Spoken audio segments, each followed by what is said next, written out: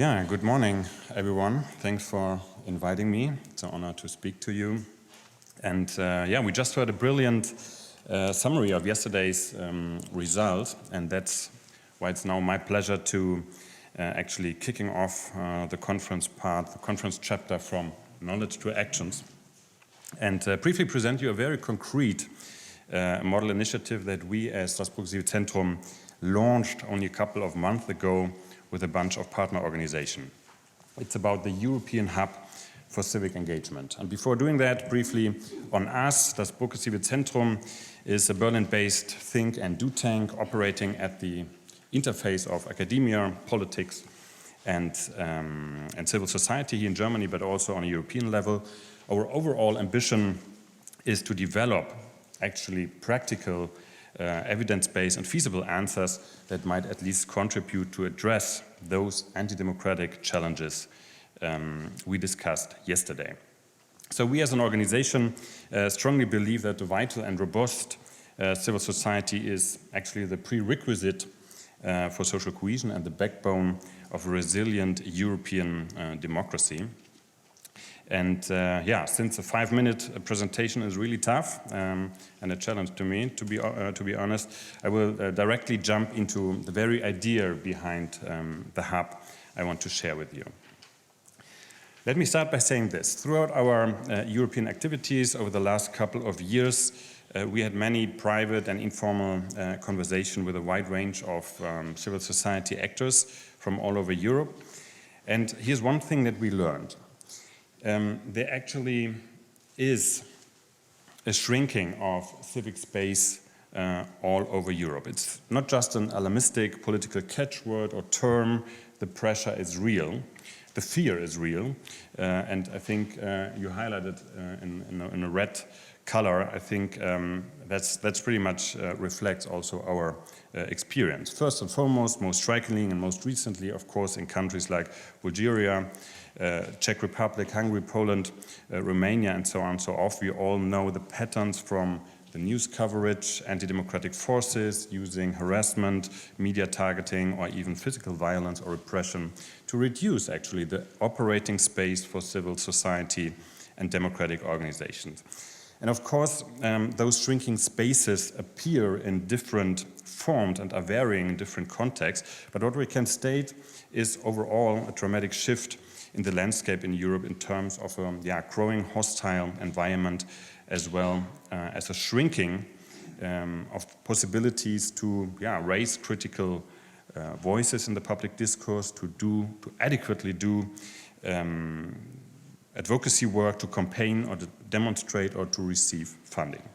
So there was one feedback from our partners that is, of course, we as a think tank, it's very much appreciate that we write papers and do intellectual work and dealing with topics like digital transformation and democratic innovation, so on and so forth. But they made us also aware about the missing part of our work. And this is the urgent need of addressing this major trend of shrinking spaces on a more structural, on a more hands-on level. Yeah, and that's what Stefan Lindbergh called countermeasures. I think we would fit in here in this pillar of public space. So the vision was born to create, setting up a hub for civic engagement, some sort of new space, a platform that enables pan-European exchange of ideas and tools to facilitate the sharing of skills, expertise, strategies, best practices, and to connect and empower civil society actors beyond geographic and institutional barriers. So again, shrinking spaces, of course, is the starting point, but the platform has also the potential to empower, to include, of course, many civil society actors, also in societies that are welcoming actually their engagement. So we got active. First step, we were reaching out and setting up a strong alliance. The funding partners were the Federal Foreign Office, the BMW Foundation, the Stiftung Mercator, as well as many content and impact partners. And yeah, of course, we are a think tank. At the beginning, there was the research. We conducted 15 expert interviews with leading representatives from civil society, from academia, from the public sphere, also funders and donors. And we included civic tech, and this is quite an important aspect for us, since we had an educated guess, namely that many classical, so to say, classical civil society organizations have not yet tapped into the great potential that can be found in digital and civic tech solutions, and that there's a big potential really in problem-solving capacities of civic tech, and that there's a sweet spot at the intersection of civil society on the one hand and digital technologies on the other hand. So this was important, of course, to understand the overall trends, to get the bigger picture, and also to confirm our educated guess. So those are kind of the results, and I, due to the time limitation, I just focus on what we will focus in the next step.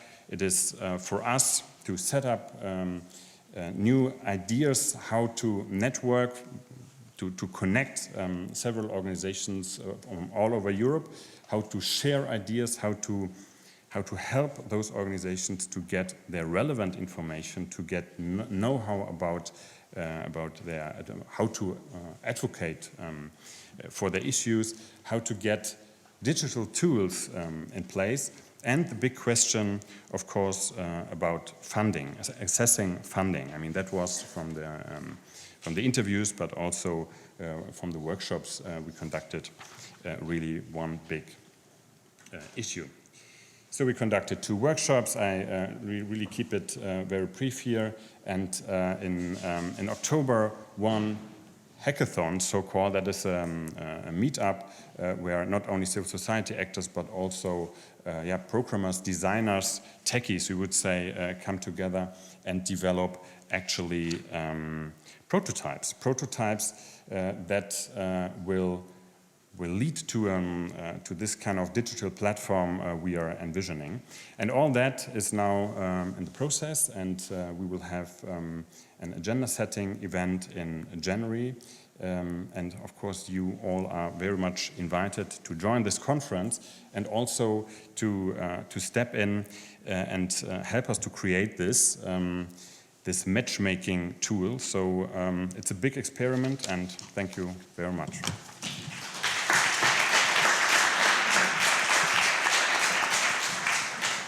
Thank you so much. Really inspiring, and already led to some new drawings. And I wish you best of luck for the program.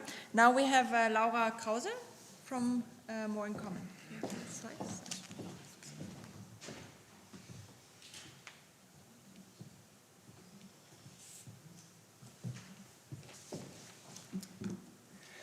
Good morning. It's my pleasure to speak to you about our work and to hopefully also inspire some thoughts on what can be actions to counter these issues that we already heard a lot about. So our organization's name really reflects our mission. We were founded 2 years ago to help build more united, inclusive, and resilient societies to really counter what we see going on in many countries around the globe currently. And we strongly believe that there is a way to make people believe that what they have in common is stronger than what divides them. Our mission in all of this is to understand the forces better that are driving us apart, to find common ground among people, and to help bring people together to tackle the common challenges that we have, because we strongly believe that we can tackle the big things that our countries need to tackle by sort of falling into an us versus them pattern. We work on this mission in 4 Western democracies. So here in Germany, where I lead the work, in the UK, in France, and in the United States, because we strongly believe that our countries are threatened by similar forces, and there are similar mechanisms going on in our countries. So we feel that studying them across geographies will help us understand them better, and will help us be quicker in understanding them. But that said, we also really strongly believe that effective strategies really need to work in the national context, because the circumstances are just very different. So each of the country teams, this is most of our team that you see up there, across the 4 countries, but each country team deploys own strategies that really fit into the national context. But we do work closely together, and we have a global team that sort of works across the countries and makes sure that we learn from each other, and that we collect learnings that help us scale our work. As I said, we believe that it's key to actually understand what's going on in order to tackle the forces that are driving us apart. And this is why we start with conducting large-scale research projects that incorporate insights from political science, sociology, but also more psychology. You see our our research reports up there. And so far we've heard from more than 10,000 people in 6 different countries.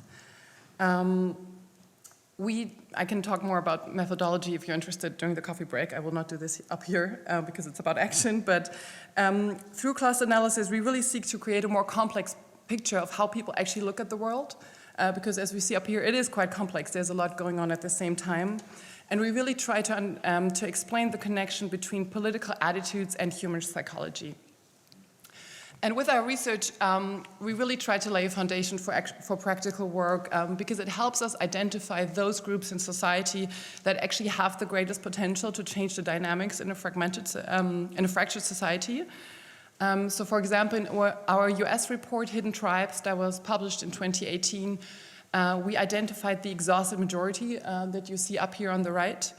In our very recent study on Germany that we just published a couple of weeks ago, we actually identified a threefold division of German society that you see up there on the left, and something that we call the invisible third, which is a group that we currently don't hear from, and that is not well integrated in society, both in terms of sort of the distance to the political system and socially. But we don't only conduct research to understand better, we conduct research to act better. Building off our research, we try to identify projects, sorry, my presentation was sort of destroyed, that can effectively counter the us versus them narratives that we see going on. We develop communication strategies that can help unite people across lines of division, and we design and test on-the-ground initiatives that can counter polarization and othering of groups in society. We do this with partners across all of our countries. So from the Catholic Church to the National Immigration Forum in the US, from a project on the Yellow Vests in France to a project called the Vielfaltsgestalter with the Boche Foundation here in Germany.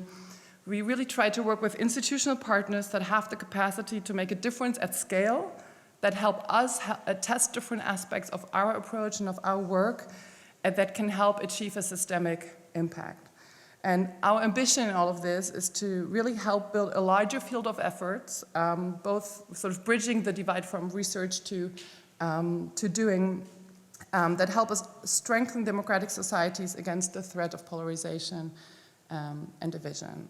So we are quite a young organization and we're evolving quite quickly. So if you're interested in our work, please reach out, ask questions. Thank you for your attention.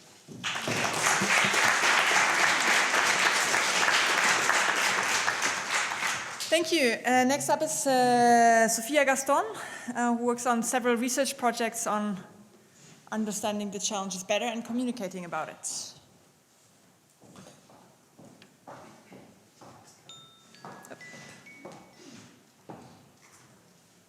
You go without slides, right? Hi everyone. Sorry about my voice. I've been in conferences the entire weekend, actually since Wednesday. And I've lost all connection with reality, and we're also in an election, so it's just nuts. So I'm sorry, I'm quite husky. My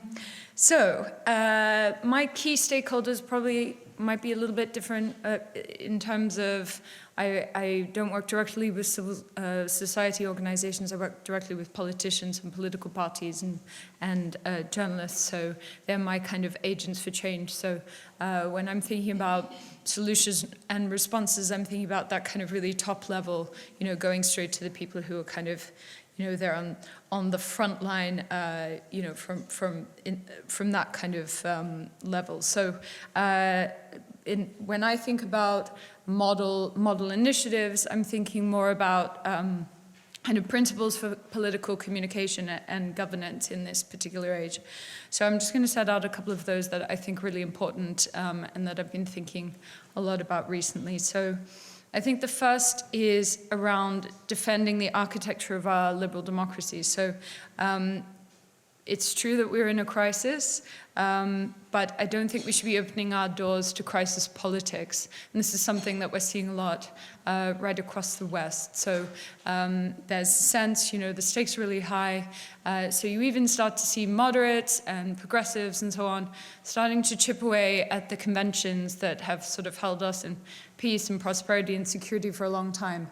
And that's partly because you've got people on the other side chipping away those conventions. And so there's this sense that, there is a crisis, the stakes are high, we need to kind of meet them with this kind of radical action. And I find that really concerning because I think, everyone, when I talk about populism, people say, well, we've been talking about this for a long time, it's now kind of the new normal, what's going to come next? And the truth is, whatever will come after this, we're shaping it now. So we have to be really careful that we don't actually undermine this existing architecture of our liberal democracies.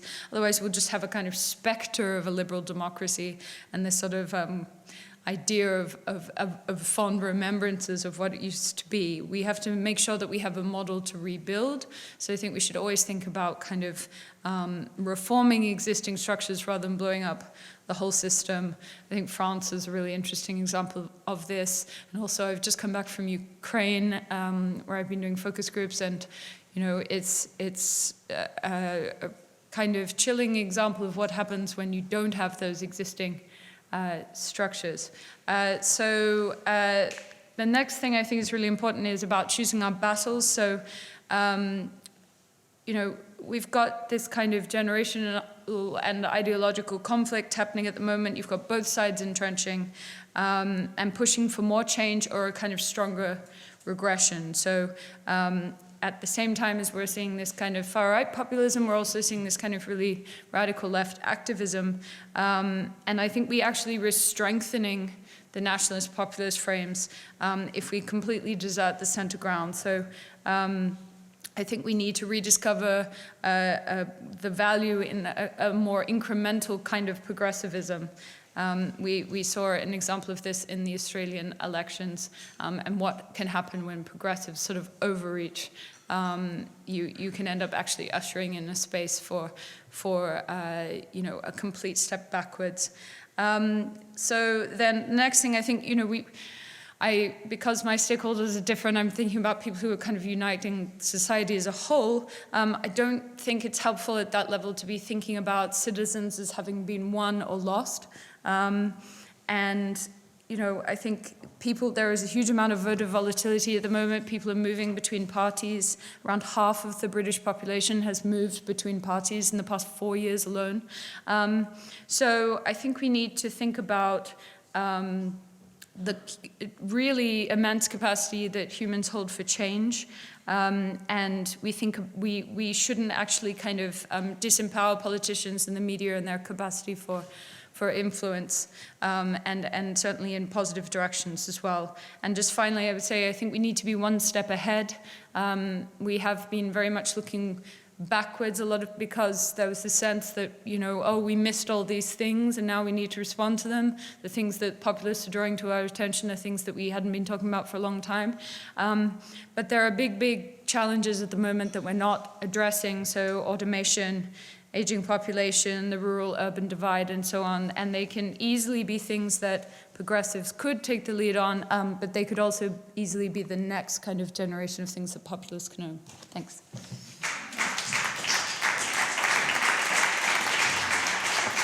Thanks a lot.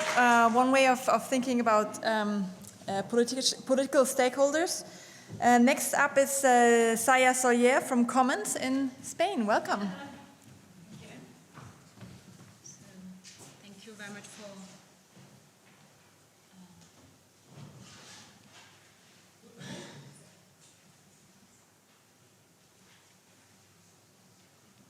thank you very much for making this opportunity to present the communication hub. So a year ago, we decided in Komons to analyze Vox. Okay, where the... it's up there. Okay, Vox, a a pretty new and not very well-known far-right party. We decided to analyze the media coverage, the media frame, and the digital strategies. I prefer that. Okay. And the digital strategy. It was part of research as we were making on the media landscape analysis. And we got struck because they were having very smart digital strategy, very well-tuned, multi-layered, and multi-audiences. This kept us awake several nights. Today, they are the third political forces. And during this year, we decided with Matt to design this project, to come up with our know-how and to make the Communication Hub project with a strong support of Crystal Morehouse and warm support from Open Society.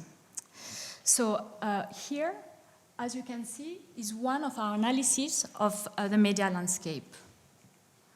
Here is a very oversimplified view of how is the media landscape. We can see we are all interconnected in our own echo chambers with social media. I don't know if you remember, but yesterday Matt showed us this chart, okay? The bases, the authoritarians, the bases were ours, the authoritarians, and 55% are the persuadable audience. So I will tell you what happened in Spain. In Spain, they have very active far-right bases that have been very smart in targeting persuadable audiences, activating their fears towards migrants and feminists, their hate towards lesbian, LGBT, Catalans, and they had, again, lots of media coverage as well as they could set the agenda. And on the other side, the NGO and the CSOs, what happened? In fact, they are not even reaching their potential audiences, they are not activating the activists that are on their space, and they are not considering the persuadable audiences as a possible audiences to reach. So this is why we created the ComHub project, in order to impact the media ecosystem so they reinforce the open society norms, messages, pro-democracy discourse, and engagement. So how we will do that? We would create a capacity building program in order NGO and CSOs to activate their best, to have more audiences and more engagement. We will also transfer our know-how in order to target persuadable audiences to activate their empathy and their pro-democratic values. And we will try to inoculate these persuadable audiences from illiberal discourses. So what is the formula? So in the ComHub, we decided first to understand, and we have two pillars to understand. The public opinions, that the polling that Matt presented yesterday, and the media and the social media landscape. This allows to find evidence that will allow to design very well digital strategy that can be impactful in the media landscape. What we will do next, we will test it to persuadables and to bases. How? The focus group and the digital testing. The focus group, for those who have assisted, is very fascinating because when you are in a focus group, you can see very clearly how a message can awake the illiberal or the pro-democracy in these persuadable audiences. We are also developing another digital experiment in order to replicate this digital focus group at a faster pace. Finally, we will target them and we will amplify. Amplify, what does that mean? In order to in order to impact the media landscape, it is extremely important, not only NGO, but all the actors willing to shape and to change the frames. So with our digital methods, we are able to not only identify the NGO and the civil society, but we are also allowing to analyze the activists, the influencers, the journalists, and the graphics, and we are going to make collective action in order to change and shape the frame in the narrative. So we hope to increase the messages, the conversation, the audience, the engagement, and we will try to also set the agenda. So what is the ComHub? It is a capacity building program. It's also a cross-collective campaign embroidered to impact collectively the media landscape. It is a lab. It is a lab that would allow to test and to try and to prototype strategy to increase the engagement of the base and to reshape persuadable audience. And finally, it's a know-how and a knowledge manager and producer. And what we are going to try is to cross-pollinate knowledge that are in different echo chambers and silos, from IT to the academic, from the practitioner side, from the neuroscience too. And because we know that we need to accelerate the knowledge production, they are going fast, and we need to provide evidence, actionable evidence. So in case you have this presentation resonate to you, please, we can meet in the coffee break. Thank you very much.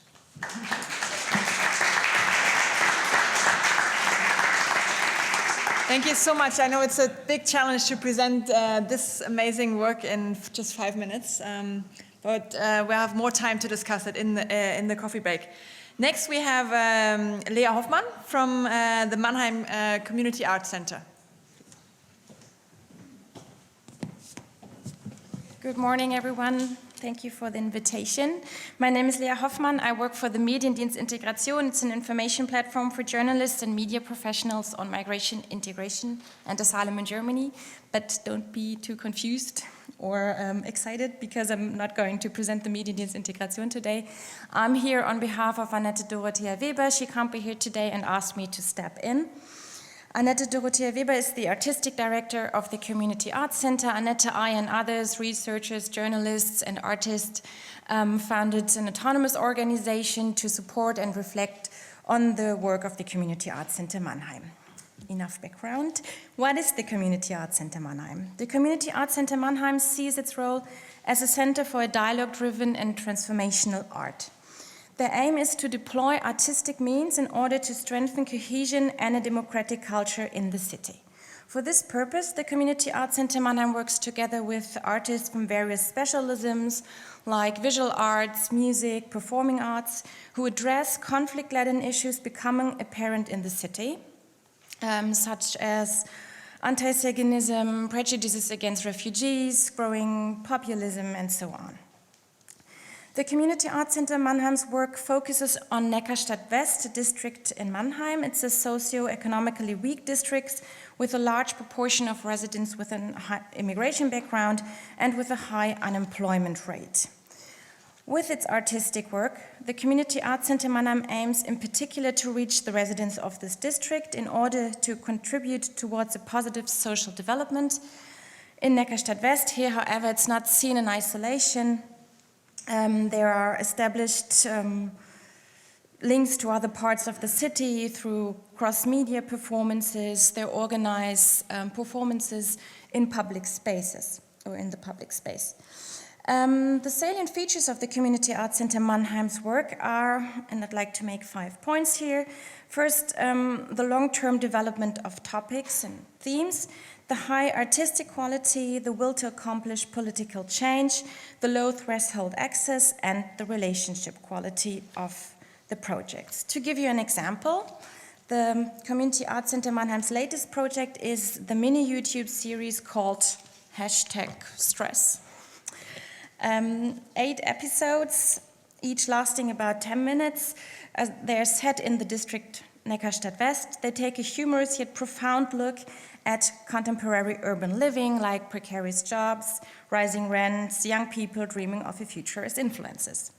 The aim of the project is to encourage young people in particular to think critically not only in regards to everyday stereotypes and social inequality, but also their dealings with social media. The series deliberately works with cliches and their subsequent refutation. This enables the prejudice-ridden structure on which many cliches are based to be revealed. The new episodes are currently appearing every Thursday on the Community Arts Center Mannheim's YouTube channel, and there's a play being developed to complement the series during the next couple of months. So if you're interested, please check out the YouTube channel, and if you'd like to learn more about other projects, I'm very happy to do that during the coffee break. Thank you.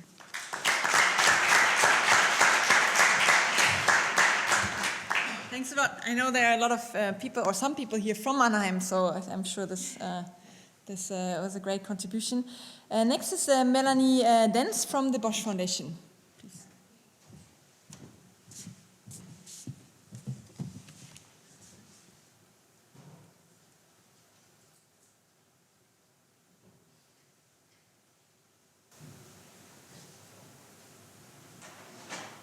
Good morning.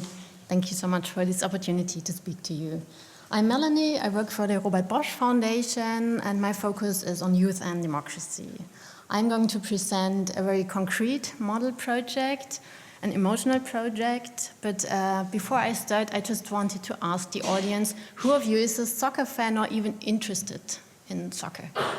Yay, so many, okay, great. So you know that soccer reaches and excites people like almost no other sport, at least in Europe. And this is why we created the project Lernort Stadion, which could be translated with learning in stadiums. And we use young people's enthusiasm and emotion for soccer as a starting point and an approach, an emotional approach for civic education.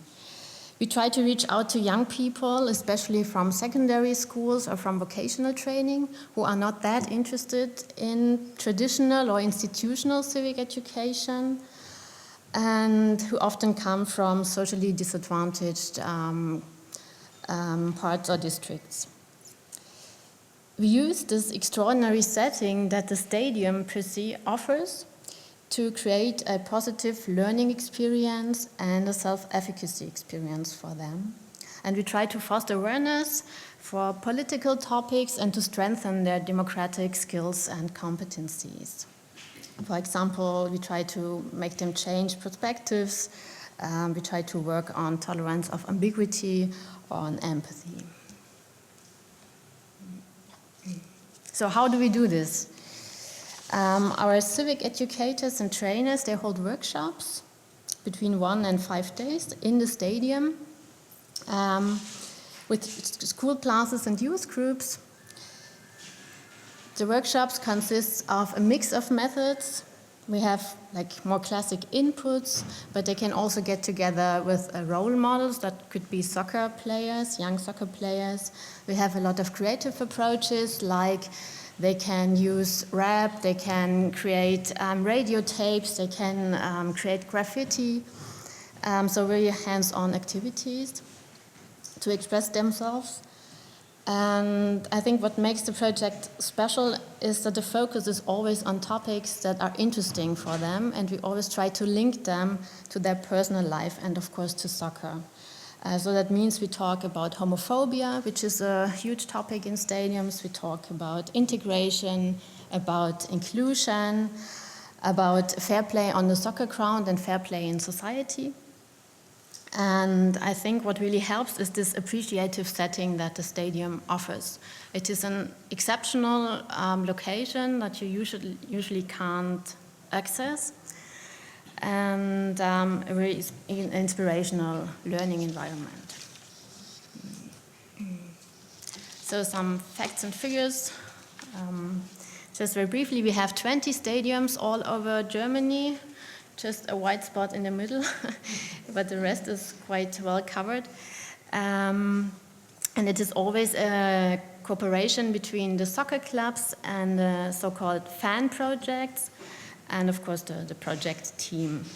We reached more than 60,000 young people in the last 10 years, which is of course quite a huge number. And at the moment, we are trying to strengthen very much the network of the 20 learning centers. Yeah, I think I will go ahead. Okay. The partner structure in this project is quite complex. We have lots of different stakeholders involved. I think this is one of the key for success. I mean, we initiated the project, but we have also the DFL Foundation, which is the foundation of the Professional Soccer League that partnered up. We have the Federal Ministry for Youth. And every learning center has various local funders, which I found really important. The soccer clubs, they provide the premises, of course, and they have the contact to the soccer players. And we created an umbrella organization, a society called Lernort-Stadion e.V. that drives innovation, that organizes networks, connects the work activities, is responsible for fundraising, etc. My last point is the potential for scaling. I do see a lot of potential for scaling, especially in other countries in Europe, where soccer plays an important role in society, but maybe also in other countries. Could be interesting for other types of sports. We should delve deeper in that, maybe. And in general, I think it's worth for civic education to think about other inspiring learning environments outside school, just where different rules apply and people are more open to discuss political topics with a close link to their interests and their daily lives. Thank you so much.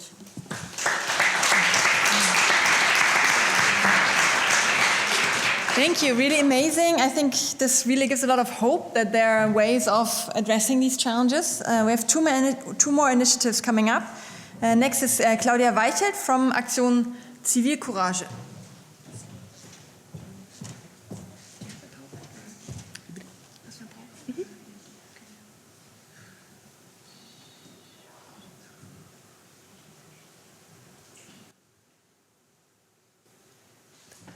Hi everyone, good morning, and thank you as well for the invitation and the ability to talk to you and present our work. My name is Claudia from the Aktion Zivilcourage. We are an NGO based in Saxony, Germany, and we focus on the rural areas for our civic education programs. Briefly to our history, we were founded in 1998 by a time when in Saxony the first right-wing party after reunification entered the parliament. So there was a need in strengthening civic society and civic education in Saxony. The strategy from the first day on in our work was basically what you see in the big speech bubble, the round table principle, bringing together people from different fields throughout all levels of society and have them discuss what are the social needs, what are the social problems that we have at the moment, and how can we solve them together. So our main mission is to strengthen the democratic processes with the focus of rural areas. So this is the specification of our work, that we go in the very small communities in Saxony, we go and offer civic education in those communities and towns where you usually don't reach out with larger programs from the big cities. How do we do it? We crystallized three main fields that we want to work in. The first is what we call in English, inspire, in German it would be anregen. Basically meaning we try to connect via a variety of different events, trying to connect people throughout all levels of society. Completely informal. So there is no learning mission that we have with those events. It just means bringing people together, give them a chance to get involved, talk, and exchange ideas and develop new ideas. The next bubble would be, as soon as we implemented those ideas, we want to offer civic education. So here the education in German Bilden mainly means civic education. So here we provide the civic education from children to seniors, so there's no limitation in our target group. And the third bubble finally is to accompany those peoples over a longer period, to keep on coaching them how can you succeed with your ideas that you developed, how can you implement them, how can you successfully find finance strategies, partners, and so on. So there basically we give a hand to NGOs or governmental institutions to strengthen those democratic processes and to promote engagement.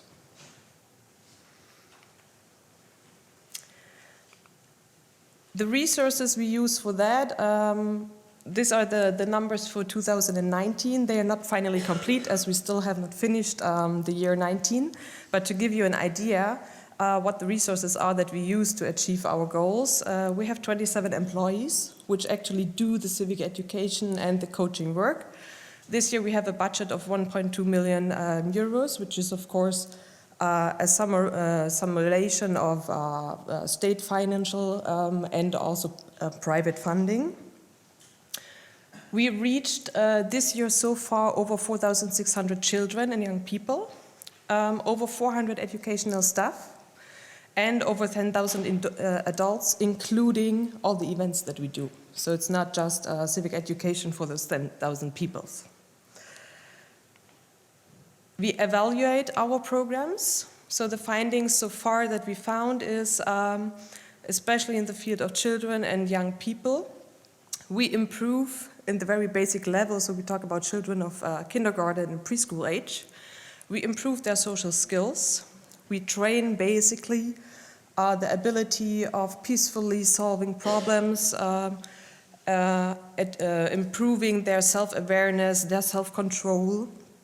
And we use for that, for example, the so-called social behavior questionnaire, which is addressing the social skills of children.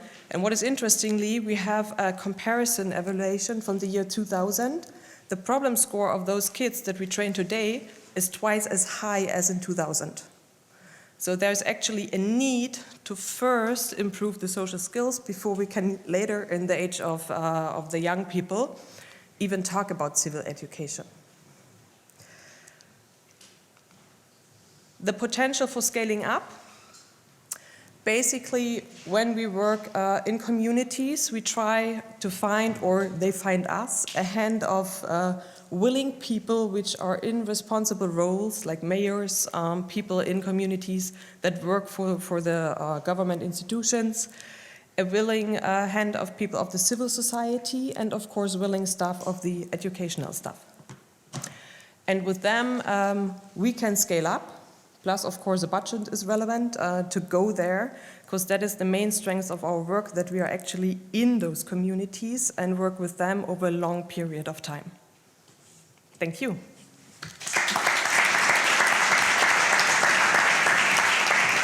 Amazing, thank you. Now we have a final bonus presentation that's not on the program yet, which is Marcello Orlik from Volksverpetzer.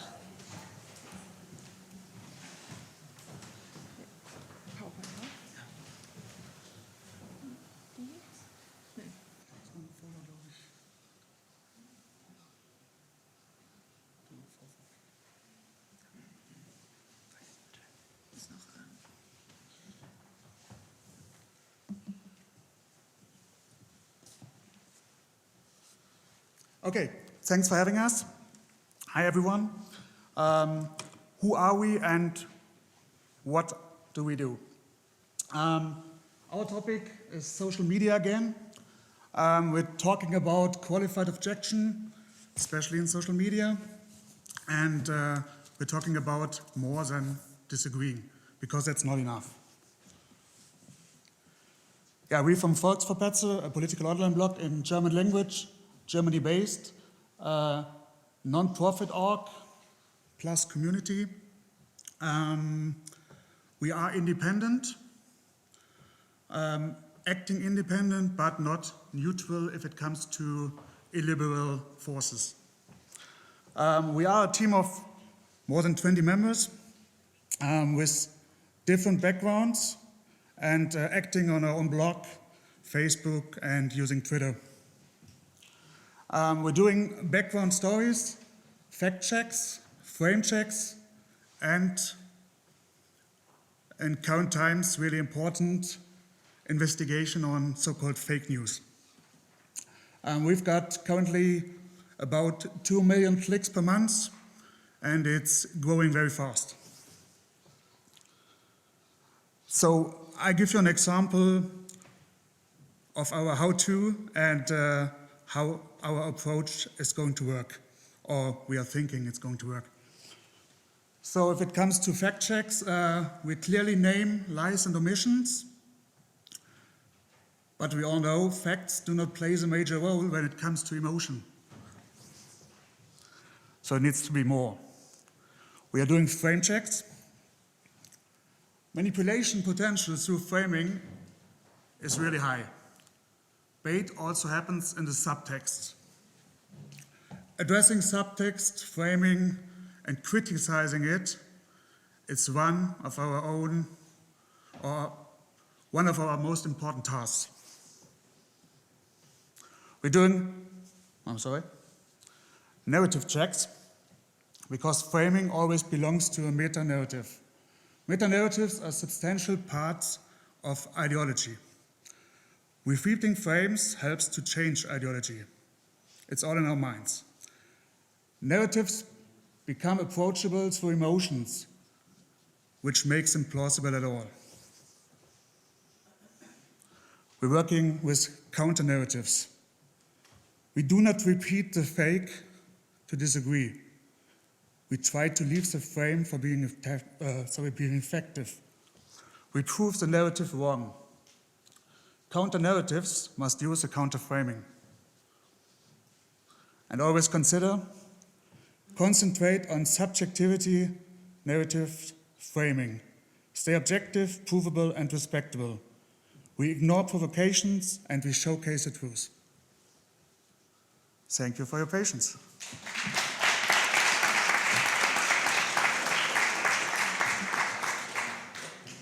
Thank you so much. There was a lot of input, I think great inspiration, and maybe we can first all give a great hand for these great initiatives. I think overall, I know some of these are really working under very difficult conditions, facing also personal attacks, and yeah, it's really vital that they keep on working and that we think about scaling up some of the great work that has been done, but also using scientific methods to actually assess the effectiveness and the potential for scaling up. No, I mean that's like a lot of the initiatives that were presented have scientific approaches, evaluations embedded in them, but I think also more can be done to enhance the communication and the cross-checking.